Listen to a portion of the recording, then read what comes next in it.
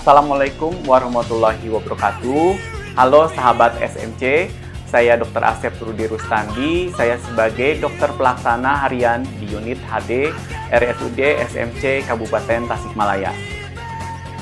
Kali ini saya ingin berbagi mengenai kesehatan ginjal. Nah, kita perlu tahu dulu apa itu fungsi dari ginjal. Ginjal merupakan salah satu organ yang sangat penting untuk kita jaga kesehatannya. Fungsi utama ginjal adalah sebagai organ ekskresi atau pembuangan, sekresi atau penghasil hormon, dan organ pengatur untuk mengatur keseimbangan cairan dan elektrolit. Lalu, bagaimana bila terjadi kerusakan pada ginjal? Tentu saja fungsi ginjal akan terganggu. Kondisi kesehatan yang terjadi bila mengalami gangguan ginjal antara lain penimbunan cairan atau bengkak. Bengkak bisa terjadi di kaki, perut, atau yang berat itu bisa di paru-paru sehingga menimbulkan gejala sesak.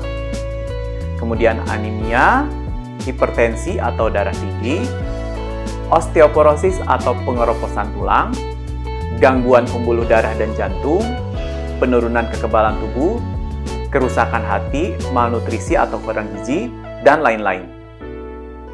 Lalu bagaimana cara mendeteksi penyakit ginjal? Untuk mengetahui kondisi ginjal kita sehat atau tidak, kita hanya memerlukan pemeriksaan yang mudah, sederhana, dan bisa dilakukan di rumah sakit atau di puskesmas. Caranya yaitu dengan memeriksa air kemih di laboratorium. Di dalam urin kita akan dapatkan kelainan dalam urin berupa glikosuria atau adanya gula dalam urin, bilirubinuria adanya bilirubin dalam urin, proteinuria atau adanya protein dalam urin, hematuri yaitu adanya darah merah atau eritrosit dalam urin, leukosituria yaitu adanya sel darah putih atau leukosit dalam urin, bakteri uria adanya bakteri dalam urin.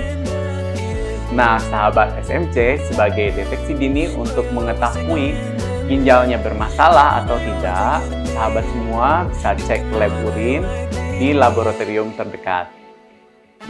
Sahabat SMC, untuk menjaga kesehatan ginjal, kita juga perlu tahu faktor-faktor apa saja yang bisa menyebabkan gangguan pada kesehatan ginjal. Berdasarkan data registrasi penyakit ginjal di Indonesia, ada 3 jenis penyakit yang paling banyak menyebabkan seseorang harus cuci darah rutin.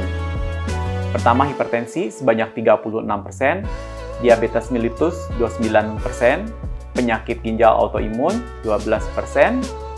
Adapun faktor lainnya yang perlu sahabat SMC perhatikan yang bisa menyebabkan gangguan pada ginjal, yaitu adalah obat-obatan anti nyeri golongan NSAID.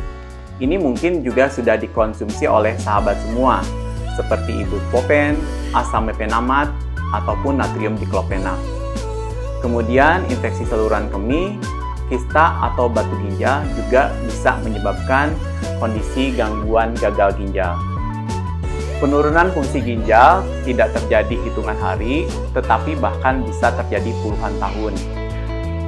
Derajat penurunan fungsi ginjal ada 5. Pertama adalah tahap 1 dan 2, tahap 3A dan 3B, tahap 4, dan tahap 5. Pada tahap 5 merupakan tahap akhir, sehingga pasien harus menjalani cuci darah atau cangkok ginjal. Maka dari itu, teman-teman semua, sahabat SMC harus menjaga kondisi ginjalnya supaya tetap sehat. Ada beberapa tips bagaimana caranya supaya ginjal kita tetap sehat. Pertama, minum cukup air. Usahakan ginjal mendapatkan cukup cairan.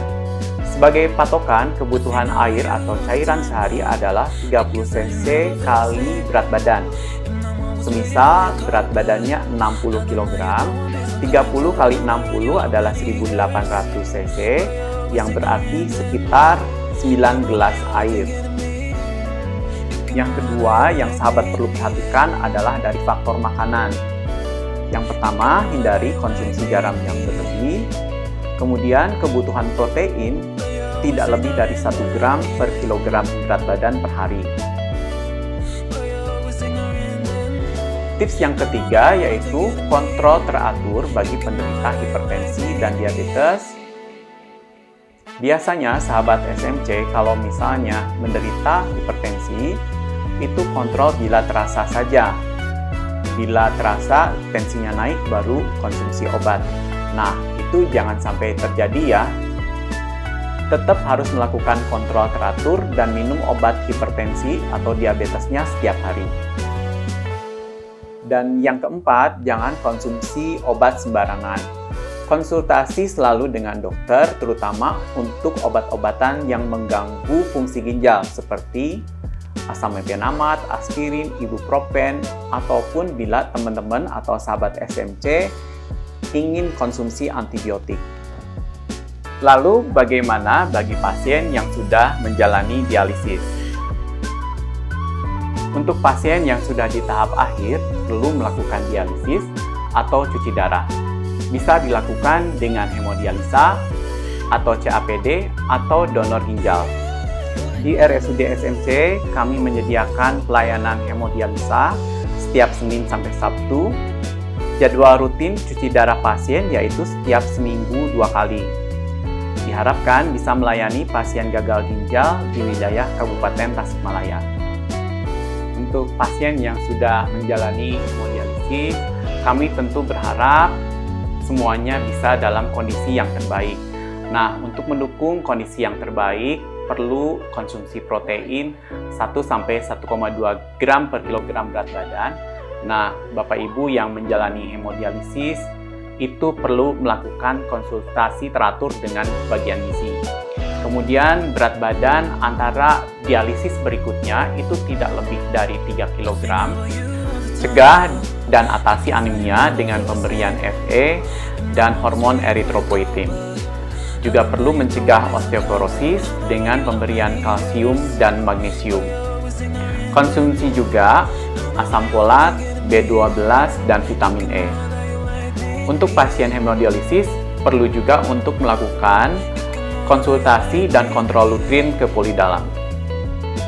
Bagi sahabat sehat RSUD SMC, jangan lupa jaga kesehatan ginjalnya.